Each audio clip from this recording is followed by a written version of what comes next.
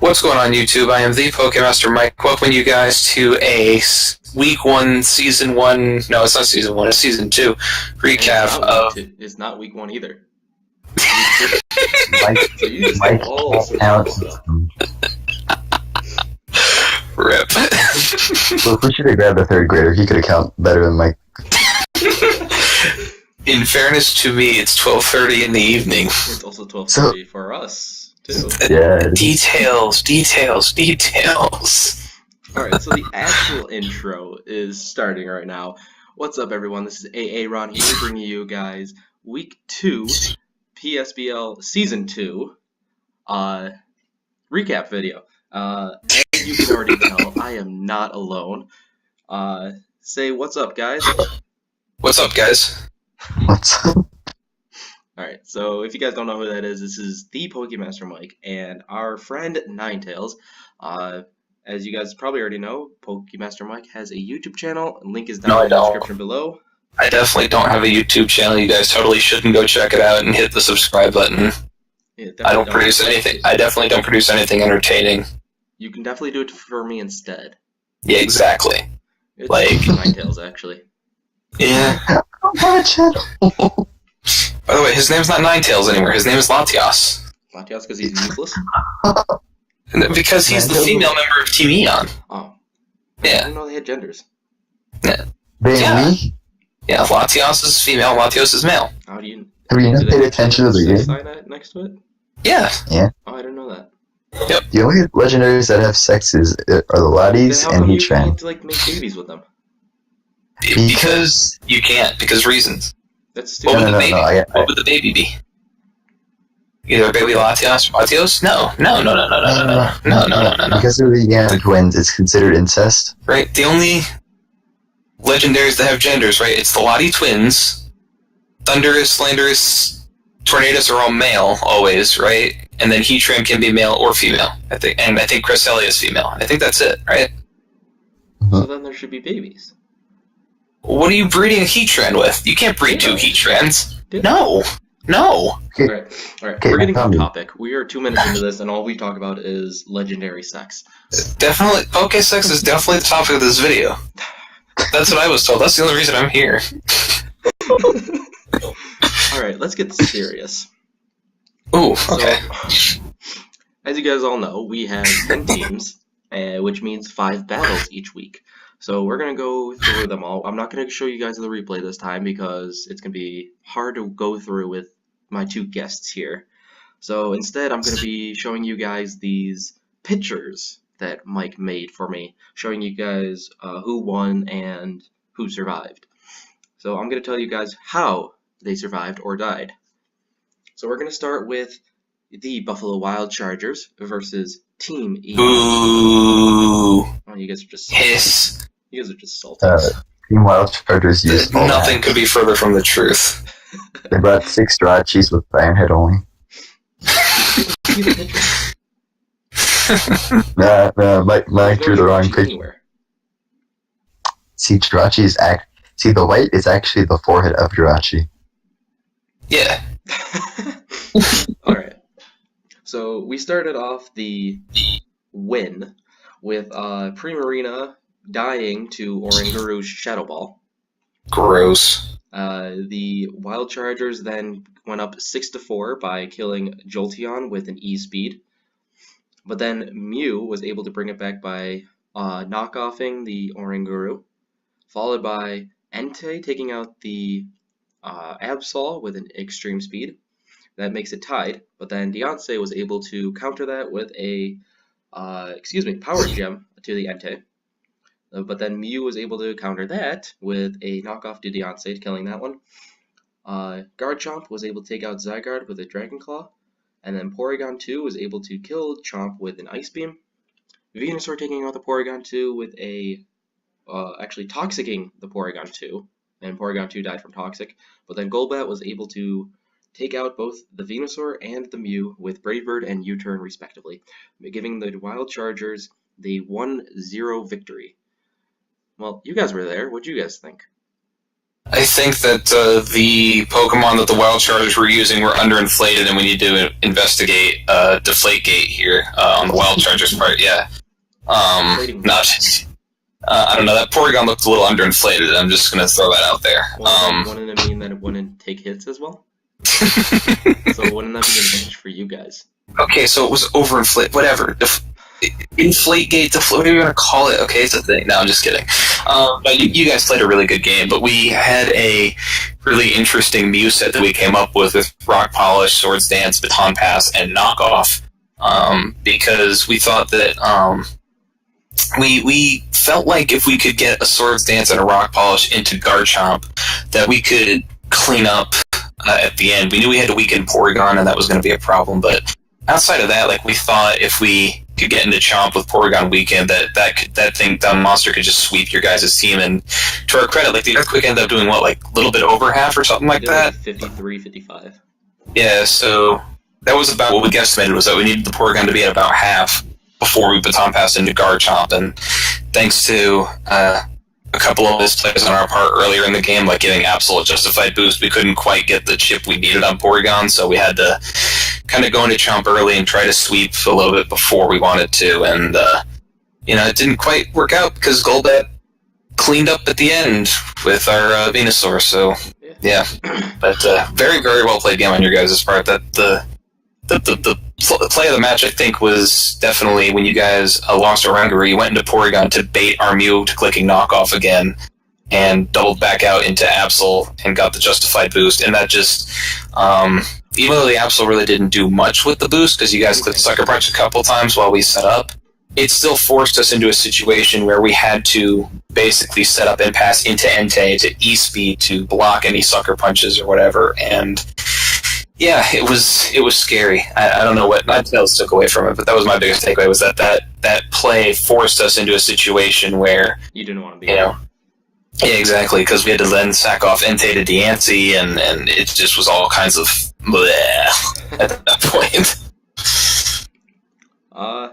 I think, like, having a +2 Choice Band Entei in front of you is one of the scariest things I've ever seen.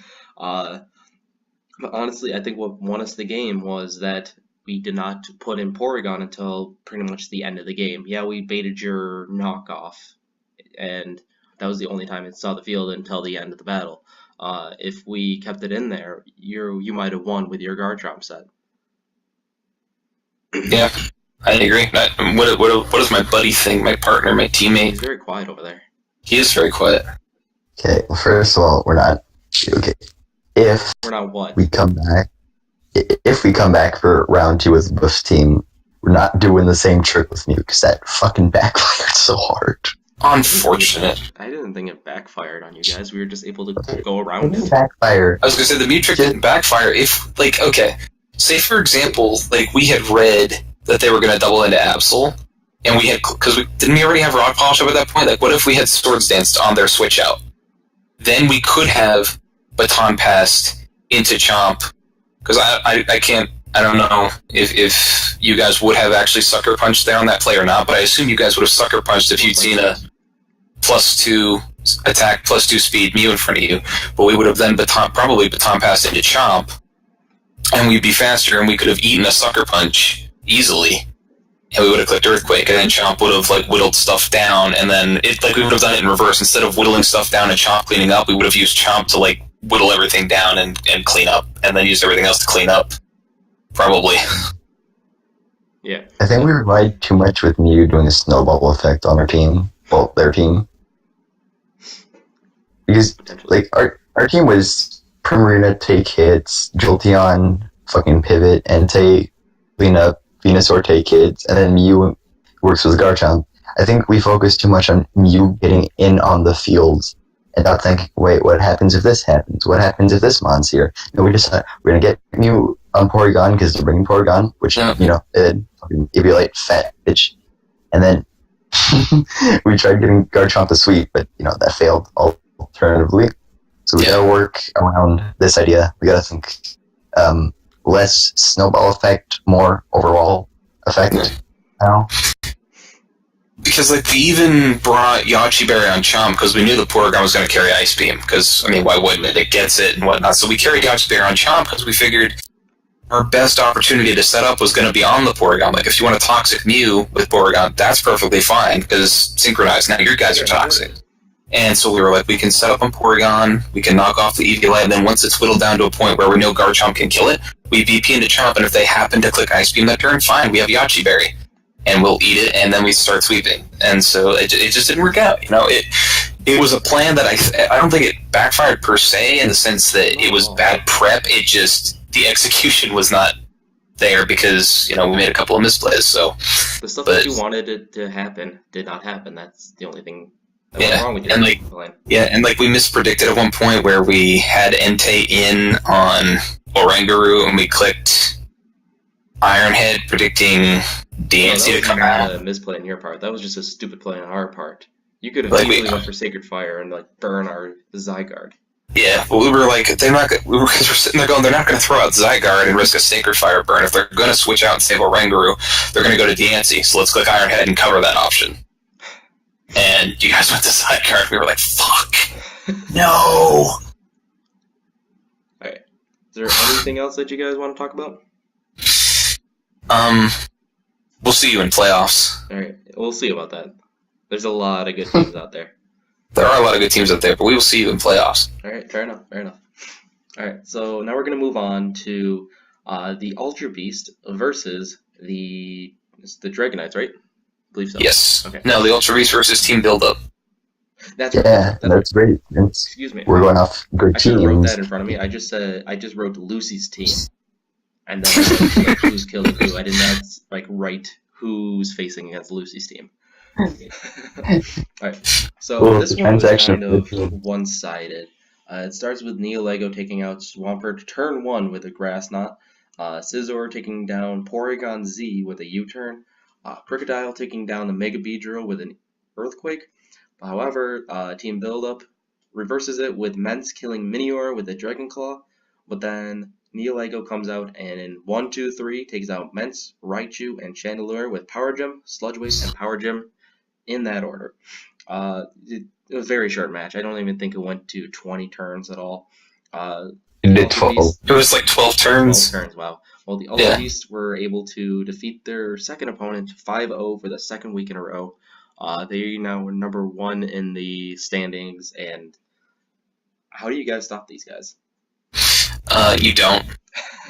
First of all, we have to, as council members, we have to discuss how do we break up Team Ultra Beasts, the too powerful. No, we can't do that. Yeah, no, we can't do that. It's just it's funny how we have the champion from the UPL Season 1 and the runner-up from PSBL Season 1 on the same team. It's like, no, can you get more broken than this? Yeah, and also the undefeated in the UPL regular season.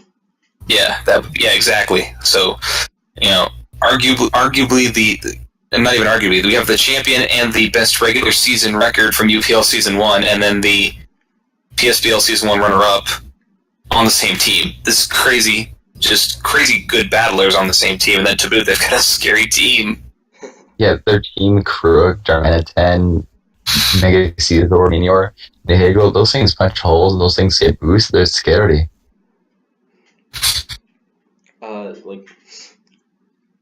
Was there anything that Team Build-Up could have done to prevent this 5-0, excuse me? Yes, Raichu. Raichu put in so much work. Psychic, Surf, and then you get something that kills Scizor that just beats their entire team. Yeah. I mean, there was a couple of things that I, would say that they could have done better. Like, for example, Nihilego, I knew it got Grass Knot, and when I saw it led against Swampert, I figured it was either going to have Grass Knot or maybe Hidden Power Grass. Because otherwise Swampert absolutely walls it. So I figured that was probably a thing, and then they left Swampert in, and it got Grass Knotted, and so, like, turn 1, you're already down a Mon, and it was probably their Stealth Rocker. I'm assuming why Team Build-Up let off with Swampert to get up rocks immediately, which, to be fair, is a very sound idea. Like, there's a reason it's a standard play, but they let their rocker go down early, and then that the Crook came in and they I think they threw in Raichu after Swamp went down and they clicked Psychic on the Nihiligo, but Crook came in and of course it's Dark, so it's immune. Like, they didn't.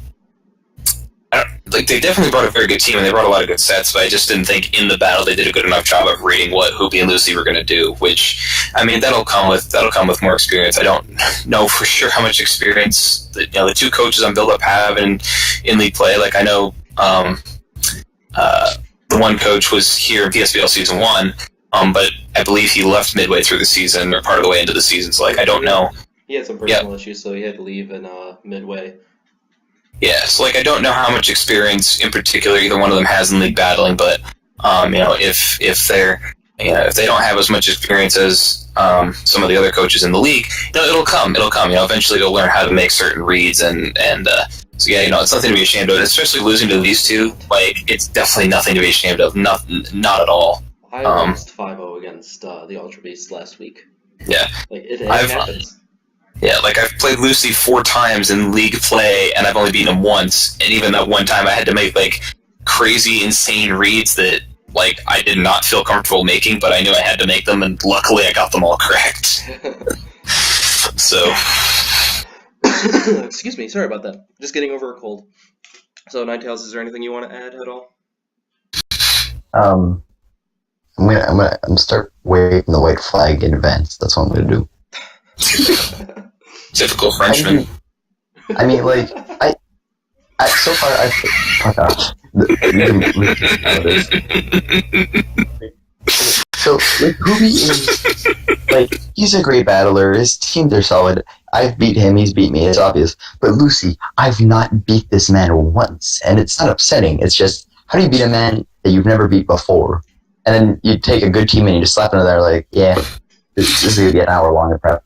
See, like, the crazy thing about this team, like, outside of what they've accomplished, like, Hoopy doesn't bring, like, and this is no knock against Hoopy. Hoopy doesn't bring anything out of the ordinary, I feel like. Like, a lot of the sets he brings are very standard sets for the most part. They always are. Yeah, and that's not a knock at all. Like, I was gonna say, that's not a knock against Hoopy. They're standard sets for a reason, right? But, he battles probably better than anybody in the entire league. And then you've got Lucy, who I feel like wins, like, even though he battles really well too, I feel like Lucy wins a lot of his battles in team prep. Like, he brings a lot of, I don't even want to say unexpected stuff, but he brings just, like against me in the playoffs over in UPL, right? Like, he brought like a calm-minding Mew because he knew if he got to +3 he could kill Gardevoir, and I just did not expect it. I didn't think he'd have a chance to set up Mew, so I didn't expect it to come, and sure enough he had it, and it got set up and it beat me. Like, I feel like Lucy wins his battle in team prep. Hoopy is the best battler in the league, and and they're both good at they're both good at team prep, they're both good at battling, but when you've got the best prep in the league on the same team, it's just crazy. It's just crazy. Definitely. So we're gonna go to the next battle. It's team I don't know, Ask Dark, my favorite team name ever. It's just so good. Versus the Dragonites, and it's hard to beat a 5-0. The only one that does it is a 6-0, and that is exactly what happened. It starts off with Doug Trio killing Coco with an Earthquake, and then Reuniclus, just this Acid Armor, Calm Mind, Recover, Psychic. Was it Psychic or Psyshock? It was Psychic, so it could hit Aggron a little bit harder, because Aggron is physically defensive, not specially defensive. Well, that took down the rest of his team. He was able to sweep it. Reuniclus got 5 kills on that. I really hate Dark. He was able to do that, and that was just like really cancerous set right there. Yeah. And Bryce was a little upset about it afterwards, maybe, possibly, but Bryce, unlike the last few coaches where I don't know how much experience they have, I know Bryce is new to league format, and and I told Bryce earlier, but I'll say it to him again, like, getting swept by Reuniclus is nothing to be ashamed of. I think we've all been swept by Reuniclus at some point or another, either in league format or just like on the ladder. Like getting swept by Reuniclus is nothing to be ashamed of. Like I told him earlier, like it's one of those mons that it's hard to get it in and get it fully set up. But if you can get that thing set up, it's nearly impossible to stop. So nothing to be ashamed of. Nothing to be ashamed of at all. I mean, it's one of PokeGame's favorite mons to use in League format, so that should tell you all you need to know right there. Right, exactly. I think that Dark made a really good play trapping Coco in with Doug Trio, so that you're just able to kill it very straight off. And then I forgot what he started to set up on. I think it was Delphox, and like that. He started to set up the acid armors on the Mega Aggron, I believe. Like he was at about 50, and he took like a little over 25 from a heavy slam. But then after leftovers, he was at 25, and he set up an acid armor. So the next heavy slam didn't do anything, and it just went downhill from there for Bryce, unfortunately. Yeah. But like I said again, nothing to be ashamed of losing to Reuniclus. The only thing that would have helped them there would have been Roar or Whirlwind or something. Yeah, which to Bryce's credit, he said he initially was going to bring him and Twent were originally going to bring Roar on Aggron, but they ended up deciding against it. Now they're going to bring Roar every week. they're not having it. Yeah, we're not having this. All right, Ninetales, anything from you? Oh, okay. I feel so bad for Bryce. Yeah. I understand, like, when you're looking at a team, you're going to look at the main things that hurt your team more generally than one mon just walking up, setting up its shop, and then bam, bam, bam, bam, your entire game's down. He probably looked at his team and like, okay, this specific mons are coming here for these reasons. I'm going to set up like this. I'm going to win this match. And he probably had the mind and game and plan. Then he's like, oh, Reuniclus, I don't have to worry about this. What is it going to do? Psych me, Shadow Ball, fine. Then Acid Armor, which I don't know why he gets it. It's a poison type move. Starts clicking that. Gets better. Delphox was a great idea. He should have... I think what Bryce's mistake was, he should have played a guessing game of... He should have brought a mixed attacker. Does he have one of those? I don't think he does. I don't think so. He needs to get one. Coco, I guess. Yeah, he needs to bring something like Coco and then play the guessing game of mixed attacker. I don't know what the rest of his team is, but the only, like, out of the 6 that he brought, only Coco was a mixed attacker. Actually, I have the page up right now. Yeah, Coco is basically the only mixed attacker. I guess they're, gosh, what is it called? Crobat could be one. But, yeah, it's really tough. There's really not really much that he could have done. All right, yeah, especially with, like, a mod. Like, if you took Cresselia that sets up like cosmic powers, you could toxic that. But the thing is, this thing gets magic card, so you can't just do that. Exactly. All right. You have to. You need to get something like unaware or something that always gets crits. Otherwise, you're dead. I agree. All right, so let's move on to the second to last match. That is Team Speed Boost versus the Sundance Kids. All right, so we start off nice and early with Kyurem Black. Taking out Venusaur with an Ice Beam. Then there you are, Bryce. Torkoal taking down the Serena with a Lava Plume. Landorus taking down Gastrodon with a knockoff. Heliolisk with taking down Azelf with a Hyper Voice. Then Deontay would die from the rocks that was set up by the Torkoal. Nidoqueen taking out the Heliolisk with an Ice Beam. Torkoal taking out Kyurem with Earth Power. Nidoqueen taking out Torkoal with the Sludge Wave, and Landorus finishing it off the Nidoqueen with an Earthquake.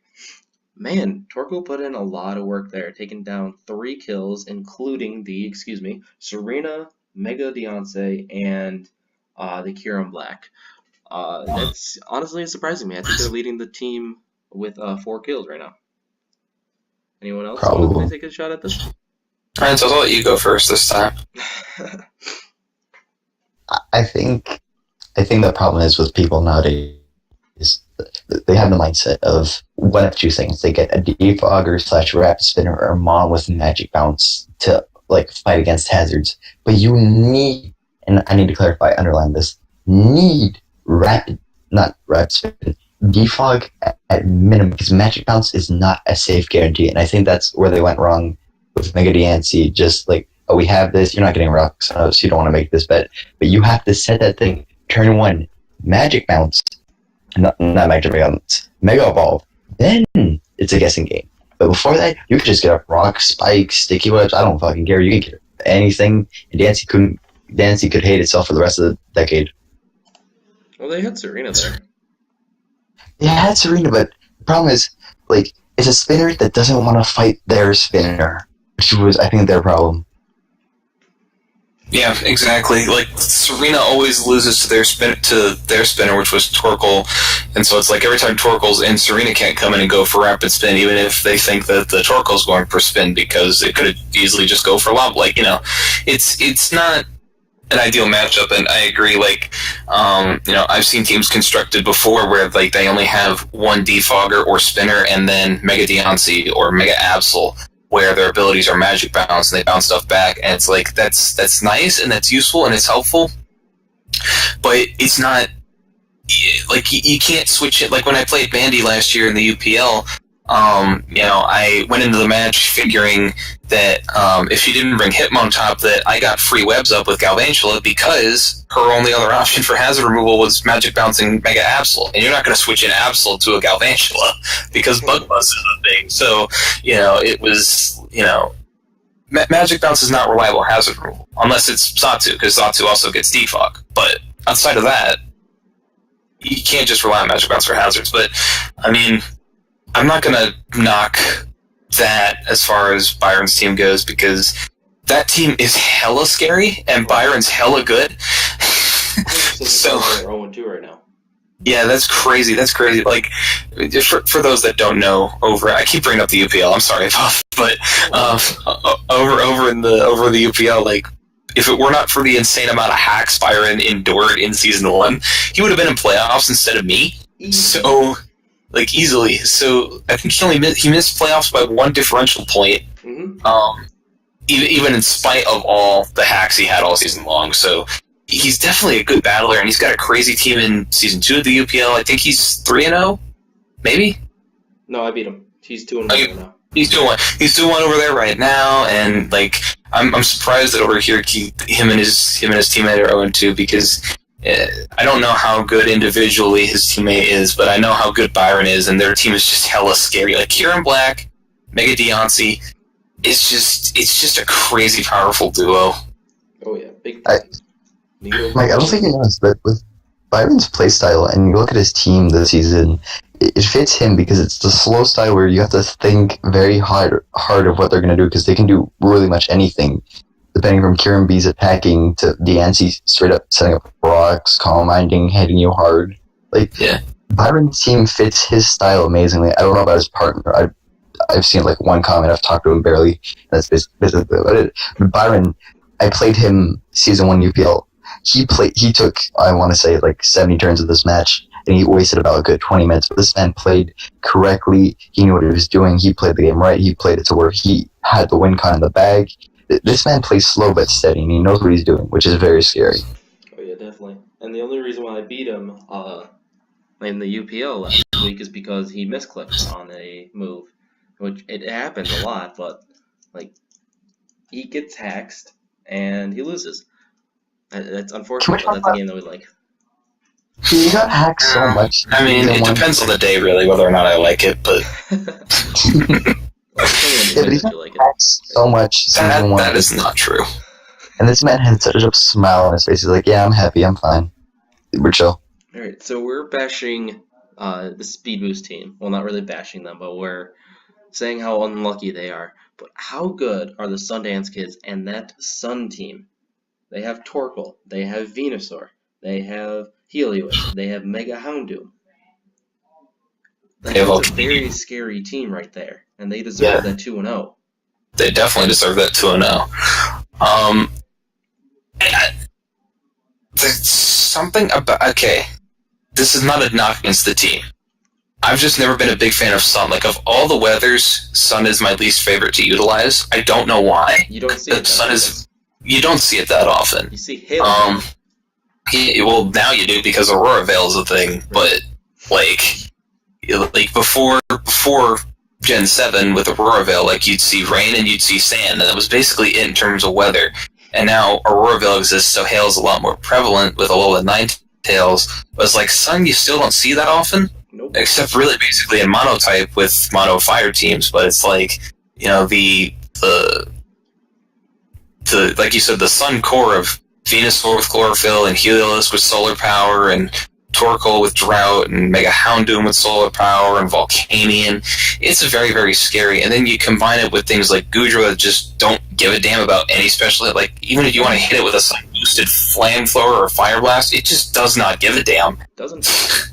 And, you know, Hariyama has Thick Fat as well, so he doesn't care about sun being used against him either really all that much. And, you know, like and Electros gets an Assault Vest slap on it, so he doesn't really care about sun being used against him. Like, it's a sun team that's got very few flaws, and it's a team that works very, very well. Rock Hands and Sir Hawthorne are two very good battlers. They've earned the record. It's just, I've never been a fan of sun teams, but it's obviously working, so I don't have anything bad to say about it. Ninetales?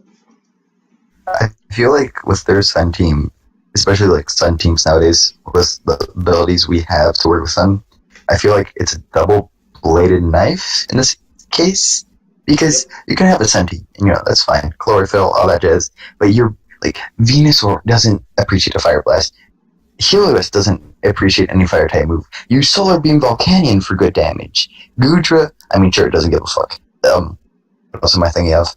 Fucking Houndoom slowly killing it, because Solar Power is taking itself away.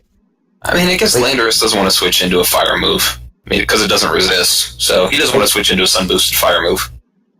The sun's helping them, but at the same time, it's going to kill them in the end, I think.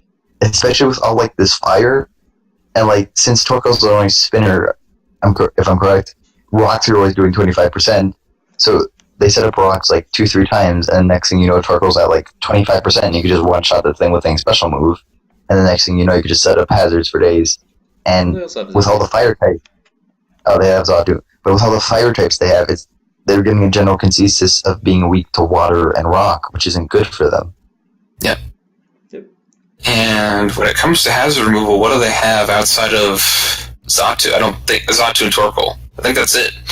So, you know, and those things are both weak to nitrogen oxide, which isn't good. Yep. So that is something that can be exploited, but at the same time, like, you know, like the only other thing I can see that you can maybe exploit as a weakness is you've got Landorus that's weak to ice, and Goodra that's weak to ice, and Venusaur that's weak to ice, and Zatu that's weak to ice. But that's really the only other weakness I can explore. I can see that people can exploit, and even that, like, they've got all the fire types that can switch into the ice move, so they have that weakness covered very well. So, yeah, definitely. Very solid team. Yeah, they did very well drafting it. So let's go to the last match. That is the Nido Queens and Kings versus, what are they called? The 64ers. This actually came down to the last turn. Go for it, definitely. Yeah, it was a very close matchup. Let's start off with Liepard killing Mega Alakazam with a Sucker Punch. And then Mimikyu took out the Liepard with a Play Rough. Jellicent took out Snorlax with a Scald. Mimikyu then taking out both Salazzle and Zapdos with a Shadow Sneak and a Play Rough, respectively. Jellicent then taking out the Celesteela and Mimikyu with a Scald. Donphan taking out Jellicent with a Fire Fang. Yes, a Fire Fang. Virizion taking out Donphan with a Leaf Blade. And then Infernape killing the last two. Virizion with a Flamethrower, and Mega Gardevoir with a Sludge Bomb. Gunk Shot. Oh, right? Oh, my bad. Yeah, it was a Gunk Shot. I wrote Sludge Bomb. I don't know why I did that. Yeah, My bad. no, the last move was very controversial because this was a roll not in their favor. I think it was like, I want to say 27. They basically had to get max or near max roll. They had to get one of the top 3 rolls to kill. It was like 86 to 104 or something was the roll. Or 86 to 102, I mean. Yeah. And the Gardevoir was at full health, so. And the way they played it, it seemed like they didn't have Gunk Shot, because first of all, they were playing with a special Infernape. Yeah, they didn't want to miss, but it looked like they were playing, we don't have this, we're running special. Which, don't underestimate special Infernape. That's base 108, just like the attack, very solid. nasty plot, all that jazz. But when Gungshot was shown, we lost our shit. This was, what, 5 hours ago? And I'm still fucking jittering thinking about the battle. Because it was such a good fight. And Yeah. What the last turn killed, really mattered. the Nido Queens was that crit on Jellicent. Yeah, the Donphan critting the Rocky and Z definitely mattered because it put the Jellicent now in range where... Because I think that killed it. Yeah, where a Firefang killed it. Because the Donphan, I believe it was faster, if I'm remembering the battle correctly. Oh, yeah. So the Donphan hit it with the Rocky MZ, and the crit put it in range where Firefang could kill. They didn't have any other way of hitting it really, except for like Earthquake. But if it hadn't critted, I don't think Earthquake would have killed it because the Jellicent was bulky, and so that meant that the Gardevoir had to come in. Or the Virizion had to come in, and take Ice Shard damage, which meant that the Infernape had a little bit of an easier time killing it, didn't take as much damage, and if it weren't for that, the Virizion actually would have beaten the Infernape, or they would have been forced to click Gunk Shot, and they might have missed, so it definitely mattered in that sense, for sure. Oh yeah, definitely. What also didn't really help them was that they sacked their, what was it? Salazzle. There was not Assault Vest, excuse me. They had the Focus Sash, and they switched it in on a Mimikyu's Play Rough, and that broke the Focus Sash, and it died from a Shadow Sneak. Salazzle would have been able to take out a Mimikyu, and would have prevented the Mimikyu from taking out 3 of their Mons, and I think that would have made the whole match like a whole lot different. Just, unfortunately, they forgot about Shadow Sneak. That's what Mandy says, so that did not really help them at all. Yeah, it certainly didn't help them by doing that. But again, like even in spite of them, like both sides made mistakes, and in the end, it was a ridiculously close game. Like I said, game of the year so far. I mean, I know we're only 2 weeks in, but what is that? 10 games into the season, but I mean, game of the year so far, and that came down to the wire. Because yeah, the like Ninetales said, the Infernape was clicking Flamethrower against the Virizion, and so I'm sitting there like, you know, we were all in voice chat while it was happening. I was like, if this Infernape has Gunk Shot, I'm gonna shit my pants. And sure enough, it revealed Gunk Shots.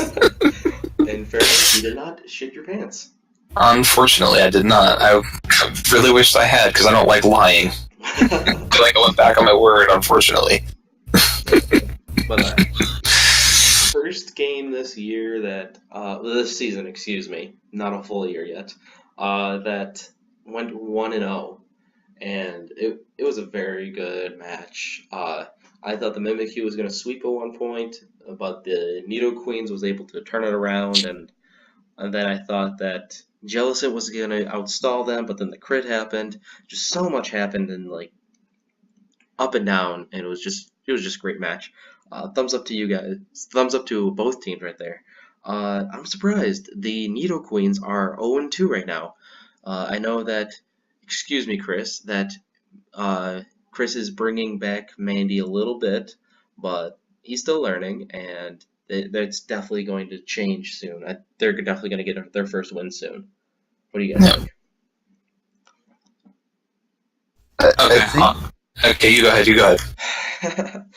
Well, towards Chris, yeah, both correct. He's still learning, but I think Chris is really gonna get the edge on us when the new games come out, and we're gonna do our next season, because we're not gonna know what Mons do what exactly. Yeah, with the new, we have a general idea, but with the move tutors, the meta's going to change. There's going to be some Mon that gets some move that's going to absolutely break the meta. And like Lycanroc Dusk is going to be a thing now. That's going to have to integrate itself somehow into the meta. There's going to be We've all known it's going to be like RU or PU. No, that thing's going to be broken. It's going to be Battle Bond Greninja level broken. I'm calling it right now. Oh, okay. All around Battle Bond broken. Of course they are. There's gonna be No. So it's gonna have the same speed as Lycanroc Day and the same attack as Lycanroc Day, but it's gonna have the bulk of Lycanroc Midnight. Calling it right now. This thing is gonna be busted. Okay, we'll see. Let's go back to the battle then. Let's go back to the battle. Well, first of all, by the way, you said this was the first 1-0 of the season, but you guys 1-0'd us. Oh, that's right. I forgot about that. This one Can't was remember the that. only one that came down to like 1-1 or the other one. Like ours, like Golbat like beat both of your two guys, and like I don't know how to describe it. This one was closer than ours.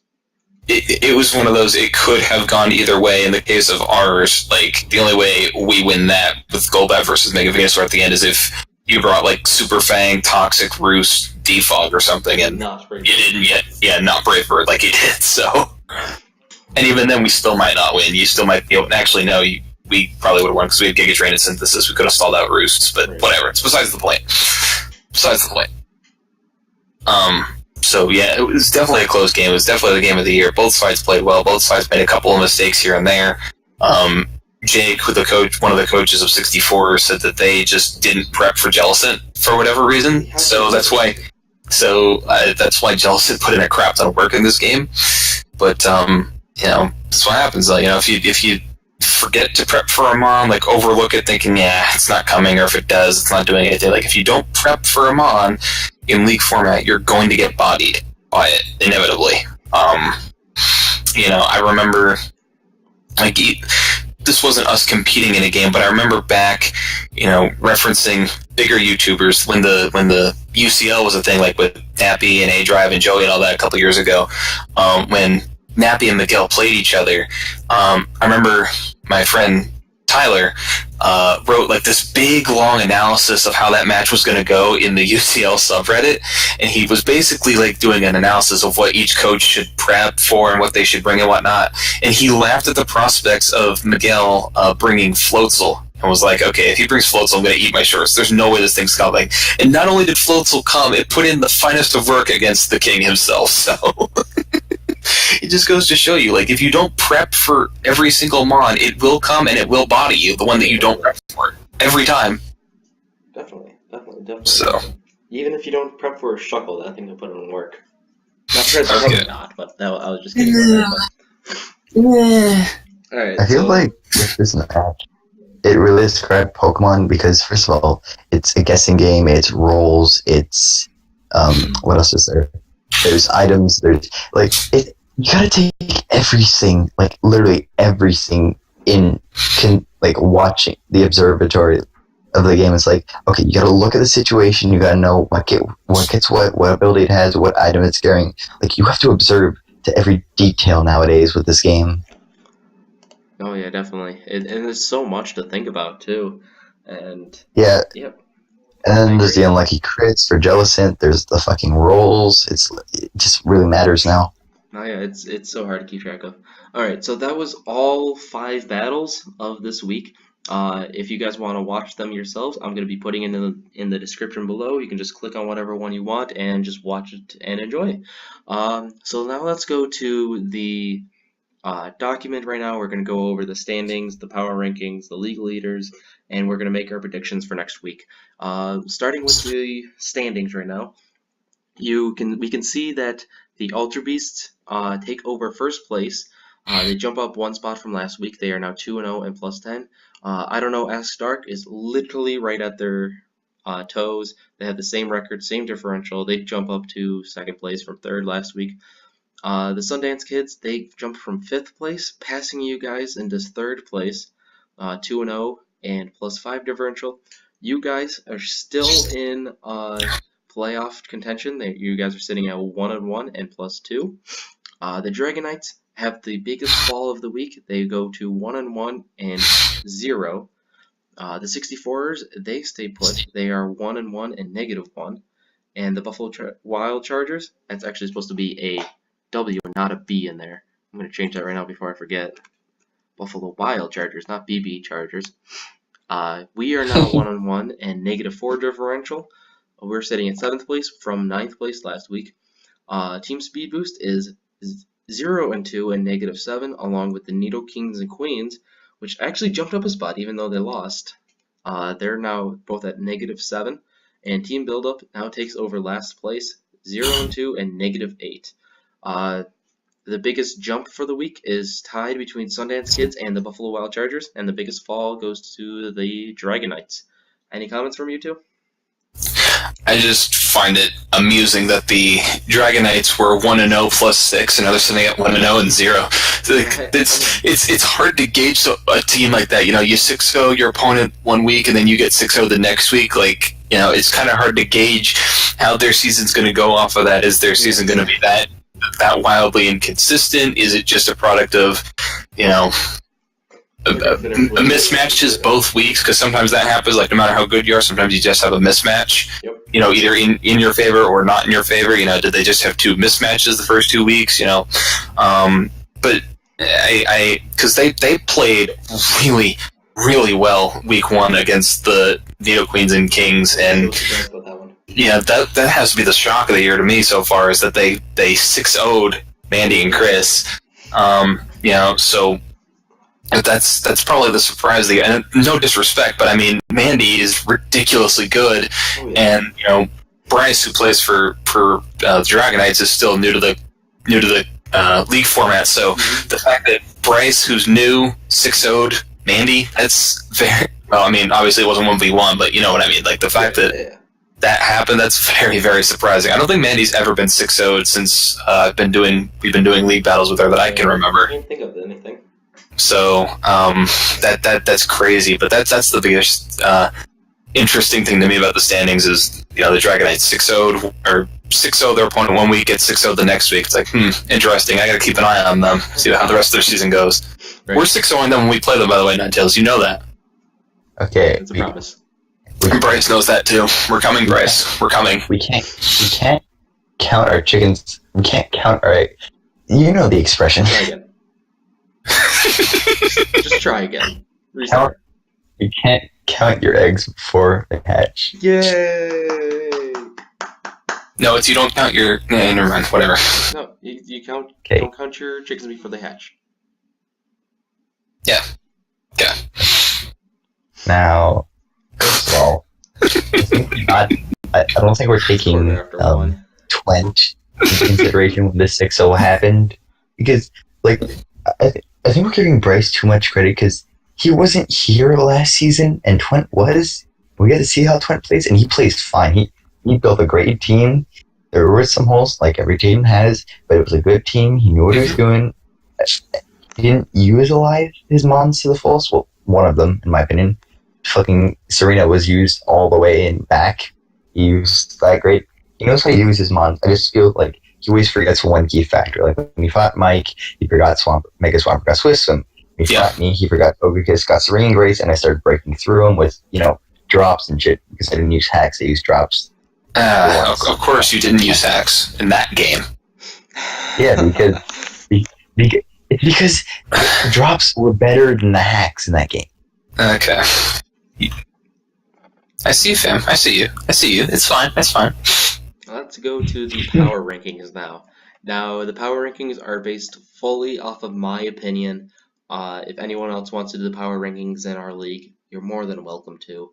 But based off of my personal opinion, I'm going to actually start from the bottom to the top. I started with the Nido Queens. Then I went up to Team Buildup, Team Speed Boost, the Buffalo Wild Chargers, Dragon Knights, the 64ers, Team Eon, you guys are 4th place. The Sundance Kids are 3rd. I don't know, S Dark is 2nd, and the Ultra Beast, of course, are 1st. I don't know if you guys want to. I don't know if you guys can see it. Actually, I don't know if you guys pulled it up or not. But I did. want to know what your guys' opinions are on my power rankings. Riot. Who's up for Riot? No, I'm kidding. I definitely like it. I mean, early on in the season, it's kind of hard to make up power rankings that like aren't basically exactly the standings.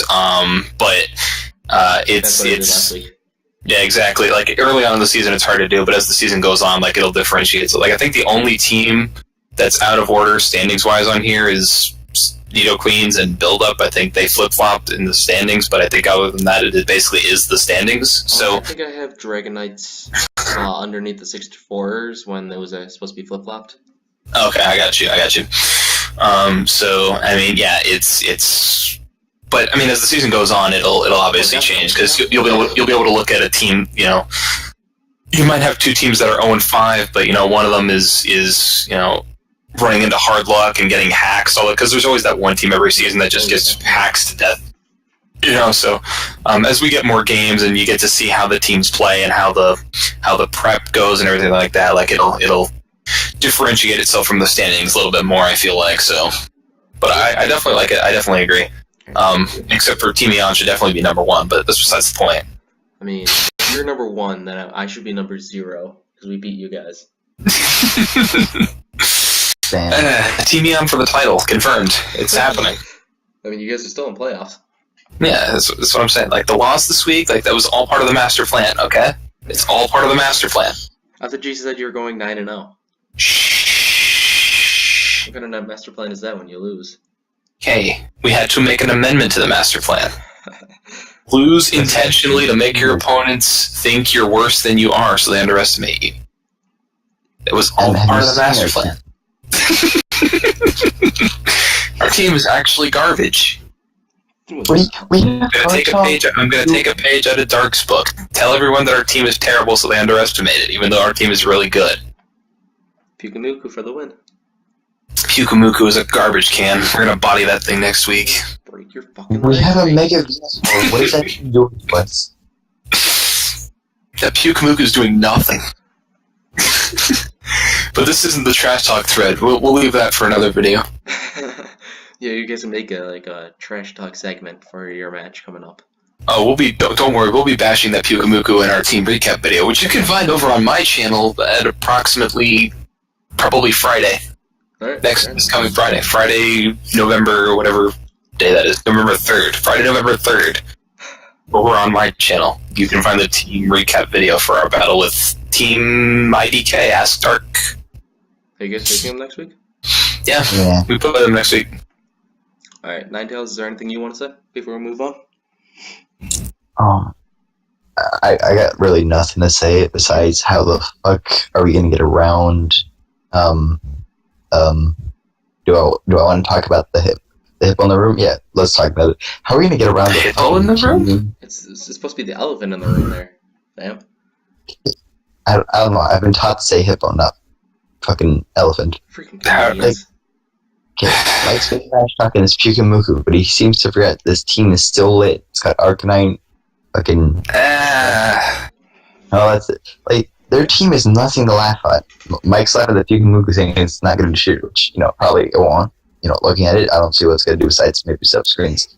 But It's gonna die, that's what it's gonna do. okay, we're going to get 6-0 if you keep talking like this, you fucking nut. That's some doubt I hear. We need to go. This during the predictions later. Exactly. On to the league leaders. Okay. And as you guys can see, last time I had the defensive league leaders, but with like what Mike's told me and what Dark has told me, it's just like too complicated to keep track of. So I just got rid of it entirely. So now I just have the offensive league leaders and the kill death ratio leaders. Let's start with the offensive kill leaders. We have Neolego sitting up in front with 7 kills. Rionoclus is now in second with 5 kills. Garchomp sitting at third with 4 kills and 1 death. Torkoal is now sitting at fourth, 4 kills and 2 deaths. Terrakion has 3 kills and 0 deaths. And then Mimikyu, Tapu Koko, Landorus T, Crocodile, and Mew, all with 3 kills and 1 death. Anything on that list seems surprising to any of you guys? Torkoal, 4 kills. Definitely. Torkoal plays worse. That's just crazy, honestly. That's the most. Everything else makes perfect sense. Like Nihiligo, 7 kills 2 weeks into the season. Yeah, okay, not terribly surprising. Reuniclus picking up a sweep. Picking up 5 kills and route to a sweep. Okay, yep, that's definitely feasible. Garchomp, I mean, it's Garchomp. It hits like a truck. Terrakion, Mimikyu, Koko, Landorus, Croak, Mew. Like none of those surprise me. But then there's just this slow ass, bulky turtle just right in the middle of the kill list. Like, hi, I'm here. I'm an offensive threat. Fear me. You think I'm a spinner? Fool. You don't understand. God damn it. I'm gonna take you for a spin. That's what he's saying. So let's go to the kill death ratio right now.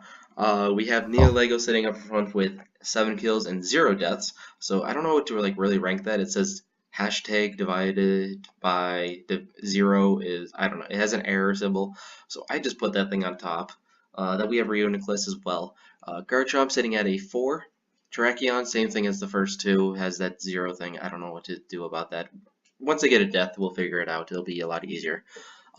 Landers, T, Crocodile, Mimikyu, Tapu Koko, and Mew all have 3, and then Hariyama again with that divided by 0. We'll figure that out later down the road, but I think he deserves to be there. He's the only one with 2 kills and 0 deaths, I believe. If not, then it will balance out later. Anything surprise you about this list at all? Nothing at all. All right. Absolutely nothing for me. Yeah. I don't know about Ninetales, but a fairly standard looking list, to be completely honest. Yeah, that's what I thought too. Again, like as I said, like about 3 times in the last 30 seconds, it's going to balance out. That divided by 0 is probably going to go away. Yeah. One thing I do have to say though, it's being dominated by like 3 different teams. Ultra Beast has like 2 Mons in there. You guys have 2 Mons in the top 10. I don't know, S Dark has 2 Mons there. I think the Sundance kids have 2. Yep. The only one with 1, actually there's 2 people with 1 Mon in there is Mimikyu and Tapu Koko with the 64s and the Dragonites. There's only 1 Mon for like each of those 2, and everything else is like double. You have 2, Ultra Beast have 2. I don't know, Ask Dark has 2. You guys are just dominating the top 10. Let's go. What's up? What's here? What's happening? We're here. All right. So we're already like an hour into this, so I kind of want to go through this. Jesus. I know. I kind of want to go through these schedule like really fast. I want to just ask you guys. I want to like just tell you guys who's battling, and I just want you guys to tell me who do you think is going to win, and a very, very short explanation why. Okay? Roger, Roger. So we have you guys, Team Aeon versus I don't know, S Dark. Who do you think They're gonna is get going to win bodied. and why? Let's go with Ninetales first. They're gonna get bodied. They can't deal with their Mew. I'm looking at their team right now. What is their answer to Mew? I don't care who their answers are. Who's going to win and why? And really quickly. I feel like we're gonna win with Mew because it's too much of a jack of all trades. They can't cover all of their bases with it. Okay, fair enough. Mike? We're going to win because it's us. And we're here. Alright, that cockiness is going to cost you, Mike. Just like it cost Okay, you alright. Alright, let me try again. We're going to win. Why, you ask? They drafted Pyukumuku. That's why we're going to win. I really hope they bring it, and I hope it just frustrates the hell out of you. It doesn't. I hope they bring it too. I want that thing to meet its maker, and I will be happy to send it to an early grave. Alright. Fair enough. Alright. I am going to say it is going to be a close one, because all 4 of you are incredible battlers. Yeah, it'll definitely be close, absolutely. I honestly think that a hidden tech is going to be somewhere. I don't know if it's going to be from you guys, or I don't know if it's going to be from Dark. But I think that hidden tech is going to make a difference. Either it's going to hinder you guys, or it's going to make you guys stronger. But I'm going to guess, and this is like a flip of the coin, I'm going to say, I don't know, S Dark. And there's really no reason why, just it's going to be a flip of the coin, I think. I see you, fam. I see you. Right, silence the haters. Next Hashtag silence the haters, make a trend. Yeah, you're not going to silence me right now because we need to go on to the next match. I know. Team Build-Up versus Team Speed Boost. Mike, who do you have and why? So I think I'm going to go with Team Speed Boost. I know both teams are 0-2, but I think Team Speed Boost with Byron has, I think they have the edge simply because I think their team is put together a little bit better. And I think Byron, as far as battling goes, like all 4 coaches involved, I think Byron is probably the best battler. So I'm going to give Team Speed Boost the edge in this one. All right. Ninetales? I feel like Speed Boost is gonna win this. It's not to underestimate Team Build-Up. I just feel like Team Build-Up always forgets like one key factor that's really gonna kill them. Does that make sense? Like, for example, what happened last week, I don't think they knew Grassnet was available in the Hill League, and I don't think they knew it was going to happen to them. So I think that's what's going to be their greatest downfall this week. That makes sense. I'm gonna go with you guys. I just know more about Byron than I do the other two, and I just know that Byron is not gonna go 0-3. Uh, and if it does, then it's like the Giants season all over again. All right, so we're gonna move on now. Giants. We're gonna move on to the Buffalo Wild Chargers versus the Sundance Kids, and just in a clockwise formation, I'm gonna go first this time. I'm gonna say that I am going to pull out the win in this one. I just think that Zygarde puts in a lot of work. I'm not saying we're bringing it, but we have options to bring it. We have Zygarde, we have Deontay, we have Porygon that walls a lot of things. I just don't think that they have enough options for our team, and I think we're going to pull out the win. Apparently. Okay, so apparently my recording just stops after an hour, so I had to like start a new recording. So now you can start. Alright, Nigel, you go ahead first. I feel I'm gonna have to go against Buff on this one. I think the Sundance are gonna like pierce holes because between Clefable and Licky Licky Wish Pashing, and then like things like Volcanion and Gudra that can specially tank hits, and Lando that can come in, take one hit with Intimidate, heal up with Wish, and then fire back another hit. I feel like that's gonna be hard for Buff and his teammate Cody to really work around. We'll work around it like we worked around your +2 choice banded Entei.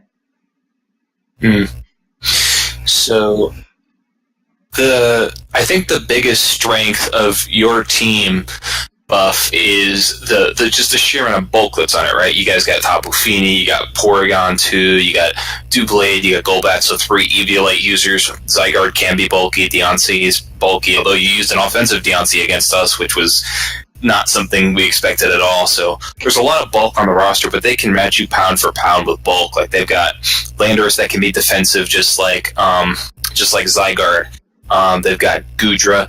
They've got Venusaur that can be bulky. They've got Volcanion. Clefable can be bulky. Electros is bulky. Torkoal, Licky Licky. Like they can match you pound for pound on the bulk front.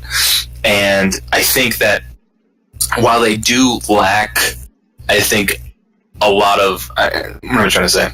I think that you guys have more offensive firepower, but I think they have more walls for you guys to try and break through. And I think in the end, their walls are going to wear you guys down. I'd like them to win a close game, 1-0 or 2-0, because I think their bulk, I think, is just a little bit too hard to break through. It's hard to break through that amount of bulk. Gudra, Venusaur, Torkoal, Hariyama, Clef, Volcanion, Electros, Licky Licky, being able to wish past all of those things is going to be hard, man. Fair enough. I respect your guys' choice. You're wrong, but I respect it. Let's go to the next one, which is the Ultra Beasts versus the Nido Kings and Queens. Ninetales, who do you got and why? Oh, it's Ultra Beast every day of the week, and it's because their team, like, look at it, it's going to be a slaughter fest. Mandy and Chris are not going to live through this. It's going to be a clean 5 or 6-0, I want to say. Don't doubt Wow. Damn. You're saying don't doubt them, but do you want me to doubt Hoobie and Lucy? Well, against the woman who kills, if there's anyone that could feed him, I think it's her. Okay, she fought Hoobie the last week of her season, and she didn't beat him. I think that shows that she doesn't live up to that title all the time. Oh, wow. Wow, that's that. You know what? Just because he just spouted off all that disrespect, I'm going to pick Mandy and Chris to win this game. Because, yeah, I'm going to go ahead and pick Mandy and Chris. You know why? Because I love his reasoning. Well, she lost to Hoobie once, thus she can't beat him. Really?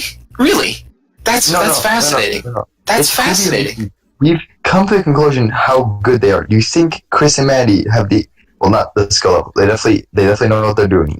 Maybe not every moment or second, but do you think they have the ability to beat Hoobie and Lucy every turn with predictions? Yeah. All it takes is Hoobie and Lucy showing up with something less than their A game. It can happen. It certainly can happen. I would agree with you that Hoobie and Lucy, when they play their best, are probably better than Mandy, and that's no knock to Mandy. And better than Chris as well. And that's no knock to either one of them. But I mean, all it takes is Hoobie and Lucy showing up and having like a B+ game instead of an A game, and they very easily could lose this game to Mandy and Chris. Absolutely. And as far as team matchup goes, like you look at what Mandy and Chris have, right? Like they've got things like Jellison that can wall a pretty good amount of Umi and Lucy's team. Like what's Scizor doing to Jellison? And it's not going to stay in because if they scald and they burn it, it's useless. You know, it beats Darmanitan.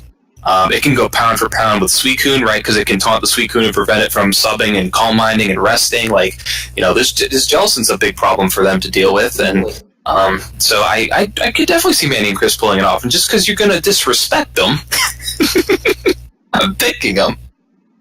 I'm picking him to win 2-0. 2-0 win for Mandy and Chris this week. The Dolphins beat the Falcons. Anything can happen. Yeah. Right. The Golden State Warriors, who won 73 games with unanimous MVP Steph Curry and Coach of the Year Steve Kerr, blew a 3-1 lead in the NBA Finals. Anything can happen. Yeah. I'm just saying. All right. And no, I don't care if I made you Warriors fans who are watching this salty. I don't give a damn. All right. So, as much as I want to go behind Mike on this one and just screw over Ninetales, I am actually going to say the Ultra Beast on this one. Definitely not a knock against Mandy or Chris or anything like that. I think it's going to be a close matchup, but I think that the Ultra Beasts just have a slightly better team, slightly better coaches, so I think they are going to have a slightly better game plan and just better in their battle overall. I think it's going to be close, though, definitely. Hashtag keep the faith. Watch, Mike's going to win this one. The Nido Kings and Queens are going to have their first win very soon, and when they do, they're going to go on a streak. I can guarantee it. Absolutely. So let's do the final battle. The Drenth Dragonites versus the 64ers. Mike, who do you have and why? So I look at the 64ers roster, right, and I'm just looking at this like, okay, so they got Snorlax, Donphan, Milotic, Celesteela. How does one beat that core? Oh, and then they've got fast offense with Infernape and Alakazam. How do you beat that? And then I look at the Dragonites roster, and they've got Tapu Koko and Mega Aggron, and they've got a speed-boosting Scolipede, and it's like, wow, these are two fantastic rosters, and they got Kartana as well. These are two fantastic rosters. Like it's weird, like all the bulk that the 64ers have, and you look at Dragonite's roster, and like I said, they got Koko, they got Kartana, they got Scolipede, like they've got definitely some wall breakers that they can break through. I think it's going to be tough. So team matchup, I don't really see a clear advantage here. So I got to go to the coaching, and with Bryce still being fairly new, and like we said, Coach Big Tucker, being a coach that, like Ninetales pointed out, like last season, he would always forget like one key detail here or there, like forgot about Spring Grace, forgot about Swift Swim.